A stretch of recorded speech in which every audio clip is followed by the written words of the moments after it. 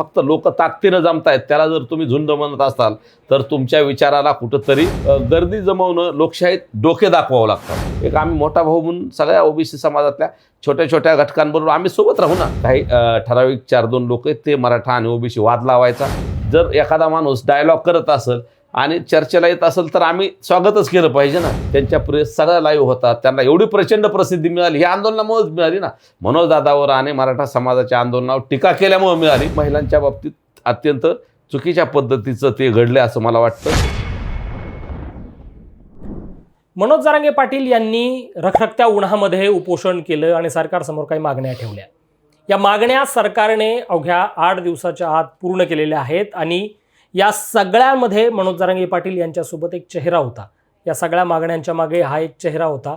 तेच मराठा समन्वयक गंगाधर काळकुटे नाना माझ्यासोबत आहेत. नाना, हे सगळं आंदोलन झालं. मनोज जरांगे पाटील हे या सगळ्या मोहीमचे, या सगळ्या चळवळीचे चेहरा आहेत, ते नेते आहेत. पण त्यांच्याबरोबर तुमचा चेहरा नेहमी दिसत असतो. या आंदोलनाचं यशाचं गमक नक्की काय? हे जे उन्हात जे उपोषण झालं त्याचं उन्हातलंच उपोषण नाही तर जे आतापर्यंत 2-2.5 वर्षाचे आंदोलन झाले त्याचं सगळं श्रेय हे मनोजदादांना जातं. त्यांच्या प्रामाणिकपणाला जातं, त्यांच्या मेहनतीला जातं.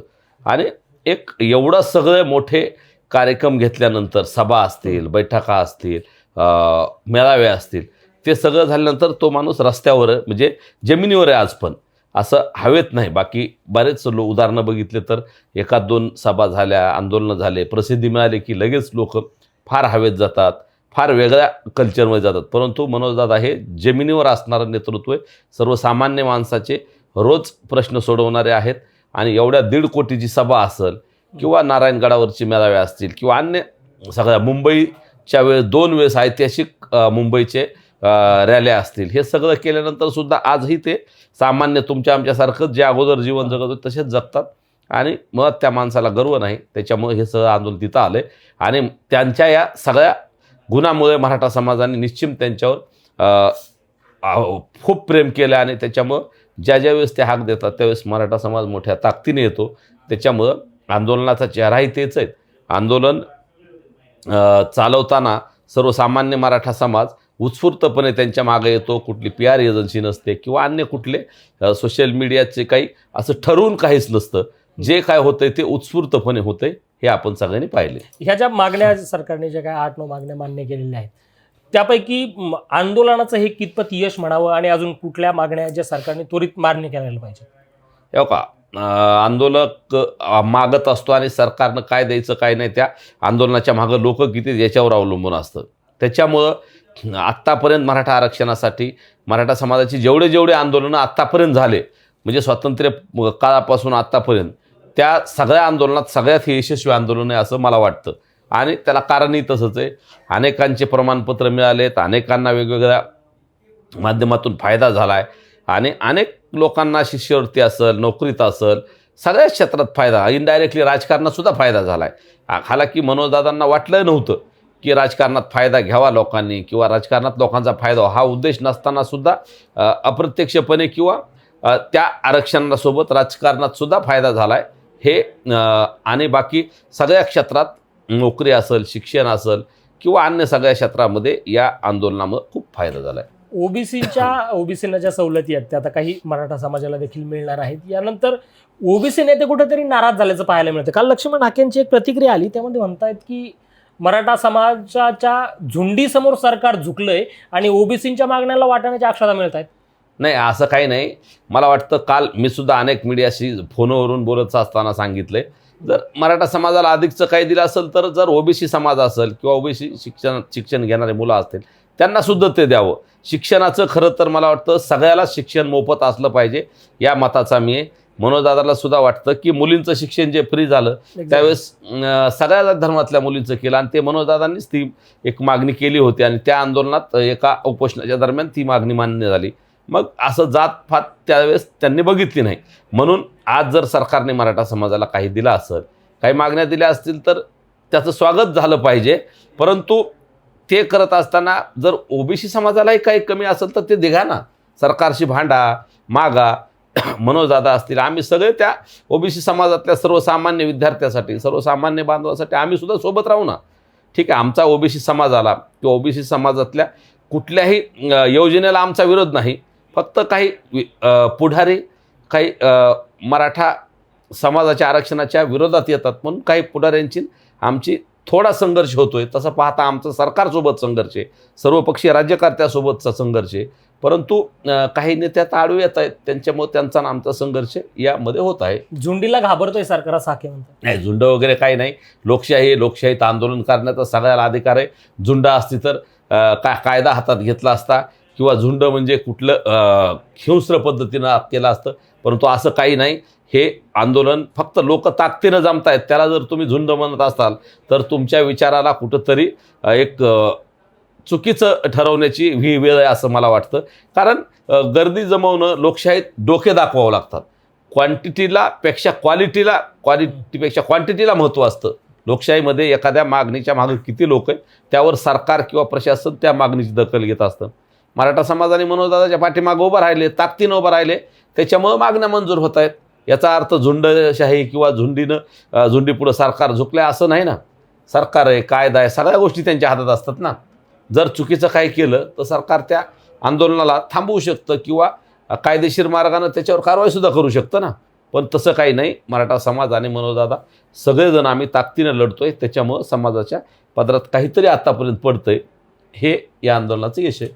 आता फक्त हाकेच नाही तर बाकीच्याही ओबीसी नेते असे म्हणतायत की जे प्रत्यक्षात आंदोलनात होते, वाघमारे असतील किंवा बबनराव तायवाडे असतील, त्यांचं म्हणणं आहे की ओबीसीचे जे आमदार किंवा जे नेते मंत्रालयात बसलेत किंवा विधान भवनात बसलेत, पंकजा मुंडे, छगन भुजबळ, धनंजय मुंडे यांसारखे जे नेते आहेत, हे नेते बोलत नाहीत म्हणून कुठंतरी ओबीसी समाजाचा तोटा होतोय आणि या नेत्यांना स्वतःला ओबीसी म्हणून घ्यायचा अधिकार नाही आहे. खरंच ओबीसींवर मराठा समाजाकडनं किंवा या मागण्या मान्य झाल्यामुळे अन्याय होतोय का? नाही, असं कुठल्या मागण्या मंजूर झाल्यामुळे कुणावर अन्याय होत नसतो. आता जर मराठा समाजाला ह्या मागण्या मंजूर केल्या असतील त्याच्यामुळे ओबीसीचा काय नुकसान होणार आहे? ओबीसी समाजाला ऑलरेडी त्या योजनाचा फायदा होतोच आहे ना. आणि जर कुठं एखादी दुसरी योजना मराठा समाजाला ओबीसीपेक्षा जास्त काल मंजूर केली असेल तर जी मराठा समाजाला मंजूर केली योजना ती ओबीसी समाजाला द्या. आम्ही म्हणतो ना मोठं म्हणून करू. त्याच्यामुळे तिथं मंत्रालयात बसलेले किंवा ओबीसीच्या नेत्यांनीच बोललं पाहिजे असं काही नाही ना. आम्ही सुद्धा मागणी करू आणि सरकारनं ते द्यावं. जर ओबीसी समाजातल्या छोट्या छोट्या घटकांमध्ये शिक्षणासाठी त्यांना काही योजना पाहिजे असतील तर त्या अधिकच्या मराठा समाजाच्यापेक्षा अधिकच्या पाहिजे असतील तर ते घ्याव्यात. आम्ही त्यांच्यासोबत राहू. आम्ही मोठा भाऊ म्हणून सगळ्या ओबीसी समाजातल्या छोट्या छोट्या घटकांबरोबर आम्ही सोबत राहू ना. आम्ही सुद्धा त्यांच्यासोबत लढू किंवा त्यांच्या मागण्यासाठी सरकारदरबार आम्ही प्रयत्न करू ना. त्याच्यामुळं असं या मागण्यामुळं मराठा समाजाच्यामुळं काही ओबीसीचं नुकसान होते असं नाही. त्याच्यामुळं हा बुद्धिभेद करण्याचा प्रयत्न आहे. काही ठराविक 4-2 लोक आहेत ते मराठा आणि ओबीसी वाद लावायचा आणि मग मराठा ओबीसी वाद लागला की त्यांचा राजकीय स्वार्थ आपोआप साधला जातो. त्याच्यामुळं कुणाला तरी यातून नेता व्हायचं आहे, आंदोलनातून काहीतरी मिळवायचं आहे, त्या उद्देशाने हे चाललं आहे असं माझं वैयक्तिक मत आहे. म्हणणं ना दुसरा एक वेगळा प्रश्न मला विचारायचा, गेल्या 7-8 दिवसापासून तुमच्या आणि लक्ष्मण हाकेंच्या व्हिडिओ कॉलची भरपूर चर्चा आहे. कधी आला होता व्हिडिओ कॉल? काय बोलणं झालं? मी संकेत पाळणारा माणूस आहे. मी तो विषय काढला नसता, पण विष्णुभाऊने तो विषय काढल्यामुळं त्यांनी सांगितलंय ते सगळं खरं आहे. त्याच्यामुळं अधिक बोलण्यापेक्षा आणि जर एखादा माणूस डायलॉग करत असेल आणि चर्चेला येत असेल तर आम्ही स्वागतच केलं पाहिजे ना. आणि ते उद्या येऊन मनोजदादाची भेट घेणार असतील, मनोजदादाच्या आंदोलनामुळं त्यांना जर प्रसिद्धी मिळाली असेल, ते एक ओबीसी नेता म्हणून पुढे आले असतील तर त्यांच्या मनात त्यांच्याबद्दल चांगलं स्थान असेल ना. त्याच्यामुळं मी म्हणलं कदाचित ते पुढच्या काळात दादासोबत कामही करतील आणि त्यांच्या घरात फोटोसुद्धा लावतील. का लावू नये? त्या आंदोलनाच्या अगोदरचे लक्ष्मण हाके आणि आताचे लक्ष्मण हाके बघा ना, त्यांच्या प्रेस सगळ्या लाईव्ह होतात. त्यांना एवढी प्रचंड प्रसिद्धी मिळाली ही आंदोलनामुळेच मिळाली ना. मनोजदादावर आणि मराठा समाजाच्या आंदोलनावर टीका केल्यामुळे मिळाली, हे वास्तव आहे. त्याच्यामुळं त्यांनी नक्की लावावा. त्यांनी स्वतः चिंतन करावं आणि स्वतः विचार करावा. आणि खरंच या आंदोलनामुळं त्यांचासुद्धा इनडायरेक्टली फायदा झाला. त्याच्यामुळे त्यांनी स्वतः खरं जर ते खरे आंदोलक असतील आणि सत्सदविवेक बुद्धींनी त्यांच्या जर विचार करत असतील तर ते मनोजदादाचा फोटो त्यांच्या घरात लावतील आणि त्यांच्या नेतृत्वाने कामसुद्धा करतील. कारण तेवढा फायदा या आंदोलनामुळे त्यांचा झाला आहे. हे कुणीही महाराष्ट्रच नाही, हे ते सुद्धा नाकारू शकत नाही. आज त्यांची पुण्यात एक पत्रकार परिषद होती आणि पत्रकार परिषद झाल्यानंतर एका मराठा भगिनींनी त्यांना काहीतरी प्रश्न विचारले आणि त्यानंतर त्यांच्यामध्ये थोडीफार शाब्दिक बाचाबाची झाली. तो व्हिडिओ तुम्ही पाहिला? त्याबद्दल काय? मी आत्ता येताना पाहिला. आम्ही राजे शिवाजी महाराजांच्या शिवराज्याभिषेक सोहळ्याच्यासाठी गेलो होतो. येताना आत्ताच जो येताना जो व्हिडिओ पाहिला, मला वाटतं महिलांचा सन्मान सगळ्यांनी केला पाहिजे. ते ज्या त्वेषानं त्या ताईकडं धावून जात होते, त्याच्यातून ते भांडण त्यांच्याशी करायचं होतं काय असं वाटतं, किंवा त्यांना त्यातून लोकप्रियता अजून काही मीडियात त्यांना संसार निर्माण करायची होती काय म्हणून ते केलं काय असा संशय वाटतो. किंवा महिलांच्या बाबतीत असं वागत असताना थोडंसं इतक्या ॲग्रेसिव्हपणे वागलं नाही पाहिजे. कुठल्याही जातीतली कुठल्याही धर्मातली महिला असेल ती आपली बहीण आहे, आपली भगिनी आहे, या तत्त्वानं त्यांनी वागलं पाहिजे.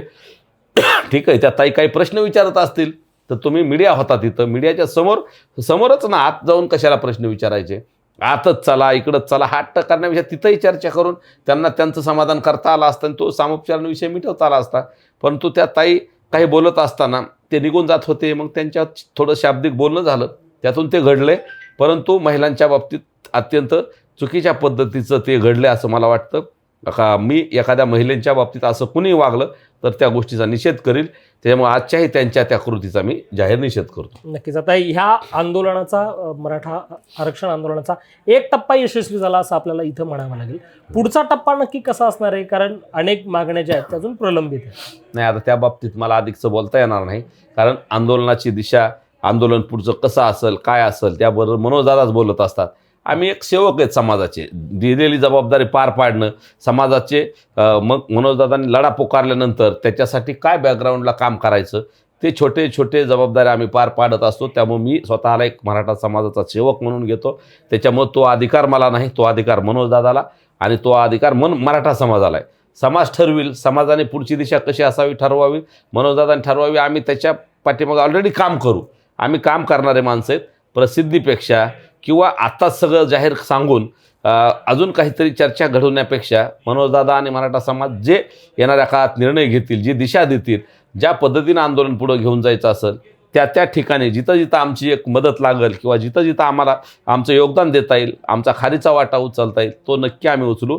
आणि एक सेवक म्हणून शेवटपर्यंत समाजाचं काम करायचा आमचा मानस आहे. आणि त्या पद्धतीनंच मी आज मनोजदादा जरी असले किंवा मराठा समाज जसं सांगतोय त्या पद्धतीनं आम्ही पुढं येणाऱ्या काळात सुद्धा काम करू. नक्कीच नाना, तुम्ही तुमच्या या धावपळीच्या काळातून वेळ दिला आणि आमच्या स्टुडिओमध्ये येऊन चर्चा केली त्याबद्दल फार फार धन्यवाद. तुमच्या चॅनललाही खूप खूप शुभेच्छा. अत्यंत कमी कालावधीत तुम्ही चांगला पल्ला गाठलाय आणि चांगल्या पद्धतीनं तुम्ही झेप घेताय, त्यामुळे पुढील वाटचालीस तुमच्या खूप साऱ्या शुभेच्छा. नक्कीच. हे होते गंगाधर काळकुटे, मराठा आरक्षण आंदोलनाचा चेहरा, नेता आणि सर्वस्व. हे मनोज जरांगे पाटील जरी असले तरी त्यांच्यासोबत नेहमी दिसणारा चेहरा आणि या आंदोलनाच्या बॅकएंडला अर्थात हे सगळं नियोजन करण्यामागे या इतका लाखोंच्या संख्येने येणारा समाज, त्यांची व्यवस्था व्यवस्थित राहावी यासाठी झटणारा हा आंदोलक आणि ज्या पद्धतीने काल सरकारने काही मागण्या मान्य केलेल्या आहेत आणि यापुढचा आंदोलनाचा टप्पा कसा असावा, त्यासोबतच ओबीसी समाजाच्या सुद्धा काही शिक्षणासंदर्भात किंवा त्यांच्या मागण्या असतील तर त्यांच्यासोबत मराठा समाज नक्की उभा राहील असं आश्वासन गंगाधर काळकुटे यांनी दिलेलं आहे. या व्हिडिओ तिथंच थांबूयात. धन्यवाद.